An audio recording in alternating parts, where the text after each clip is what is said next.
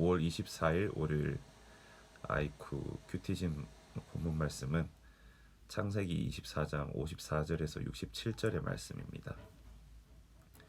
네, 오늘 말씀은 그런 말씀입니다. 이제 아브라함이 독자 이제 이삭이 장성을 해서 이제 또 결혼을 하고 가정을 꾸리고 또 하나님께서 약속하신 그 자손의 그 대를 잇게 하기 위해서 그 아내를 찾아가는 과정이 오늘 말씀 가운데 그려져 있는데 이제 찾았죠. 찾아서 돌아오는 과정입니다. 이제 그 아브라함의 종이었던 엘리에셀이 이삭의 결혼을 위해 이삭의 아내 될 리브가를 데리고 돌아오게 되는데 순적하게 인도를 해주셨고 그 가운데에서 하나님께서 함께 하심을 보여줬던 것이 리브가를 만나고 리브가를 또 이삭 가운데로 데려오는 그런 과정이었습니다.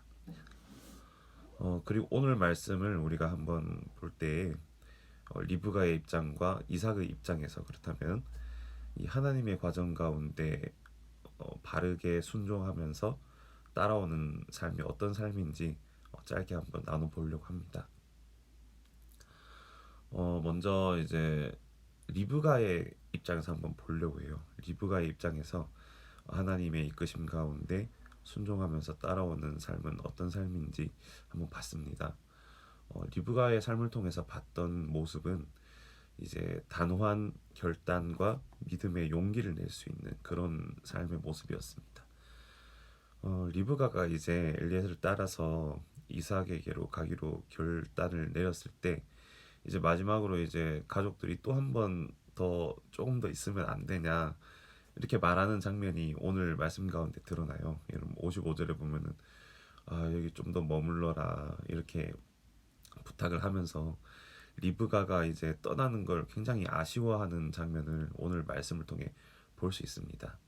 하지만 그때 이제 엘리에셀과 리브가가 조금 더 머물러 있으라는 그 요청을 이렇게 조금 거부하고 하나님의 인도하심 가운데로 더 이렇게 단호한 믿음을 가지고 단호한 결의를 가지고 나가는 장면을 말씀을 통해 볼 수가 있었습니다. 만약에 지체하고 좀 떠나기가 아쉬워서 계속 머물러 있었더라면 또 리브가의 마음이 어떻게 됐을지 모르는 거죠.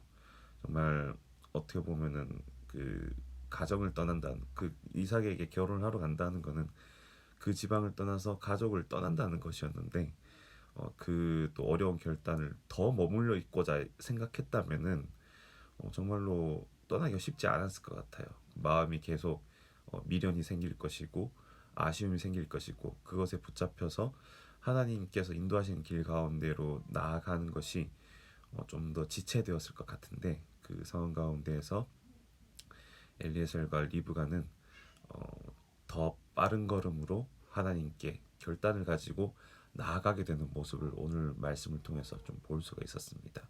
그래서 우리는 그 모습을 통해서 어떻게 보면 하나님께서 인도하시는 그 길과 과정이 굉장히 좀 우리를 두렵게 만들 수도 있을 것 같아요. 좀 저 길은 거친 길이구나. 저 길은 조금 힘든 길이구나. 저 길 가면은 조금 어렵겠구나. 이런 생각 만들 수 있지만 리브가처럼 정말 단호한 믿음의 의지를 가지고 그리고 용기를 가지고 이렇게 믿으면서 나아갔을 때 하나님께서 그 길을 순적하게 인도하심을 그리고 우리에게 있어서는 생각보다 어렵거나 거칠거나 정말 그런 괴로운 길이 아님을 오늘 말씀을 통해 좀 생각을 할 수 있었던 것 같습니다. 그리고 또 기다리던 이삭의 입장에서 한번 생각을 해볼 수 있었습니다.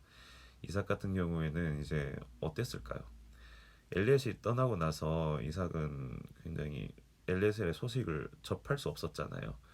그 뒤에 엘리에셀이 뭔가 아내가 될 만한 사람을 만나긴 한 건지 뭔가 좋은 사람을 만나서 이렇게 데리고 오고는 있는 건지 이걸 알 길이 없었는데 이제 그냥 마냥 기다릴 수밖에 없는 상황이었어요. 마냥 기다릴 수밖에 없었고 또 게다가 당시 어머니 사라가 또 죽은 지 얼마 되지 않았기 때문에 그 마음에 굉장히 또 답답함과 슬픔이 함께 있었던 시기였을 것입니다.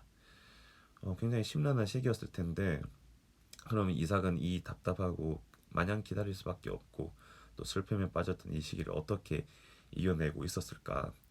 오늘 말씀 63절에 보니까 들에 나가서 묵상하다가 이렇게 돌아오고 있는 엘리에셀과 리브가를 만났다고 합니다. 이 묵상했다는 말은 이게 좀 보면은 이렇게 우리가 해석하면 좋아요. 우리 기도하고 있었다. 이렇게 생각을 하면은 좋습니다. 결국 이삭은 자신이 마냥 기다려야만 했던 그 상황 가운데 하나님의 과정을 자기가 뭐 어떻게 할 수는 없지만 그냥 기다려야 될 수밖에 없는 그런 상황 가운데서 기도함으로 잠잠히 기다리며 그 길을 준비하고 있었다는 것입니다. 기도라는 것은 참 어떻게 보면 우리에게 있어서 그다지 생산적인 일로 보이지 않을 수 있습니다. 기도를 한다고 당장 뭐가 뚝 떨어지는 것도 아니고 계속 기다림 가운데에서 기도해야 될 때가 많고 정말 해결책이 나오지 않는 가운데에서 기도해야 될 때가 많습니다.